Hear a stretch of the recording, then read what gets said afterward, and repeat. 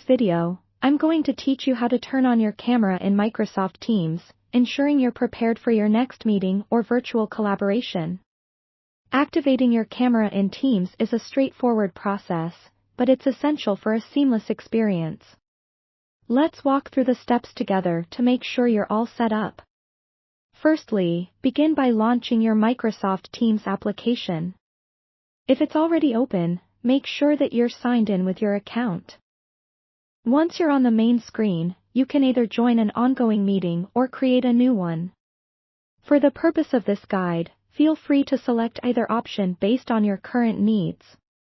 If you're joining an existing meeting, locate the invitation link that you received, which might be in your email or scheduled within the Teams app. Clicking this link will bring you to the meeting lobby. If you're setting up a new meeting, head over to the Calendar tab on the left-hand side panel within the Teams app. Here, you'll find the option to Meet Now, or you can schedule a new meeting.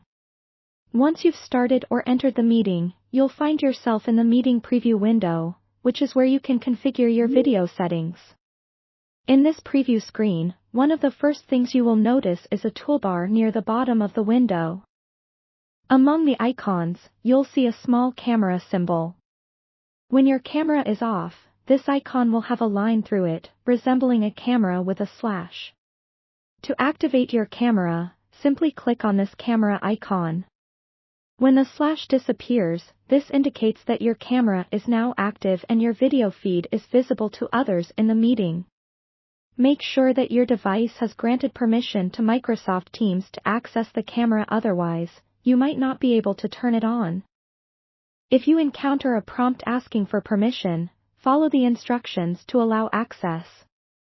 Sometimes, even after enabling the camera, you might still find it's not functioning as expected. It might help to check whether your webcam is correctly plugged in or configured. On Windows, a good habit is to make sure your drivers are up to date. You can do this by going to Device Manager on your computer, finding your camera, and checking for driver updates. Finally, to ensure everything is working correctly prior to joining or initiating an official meeting, you can use the Make a Test Call feature located in the settings under your profile. Utilizing this feature allows you to test your audio and video setup without the pressure of being in a real-time meeting.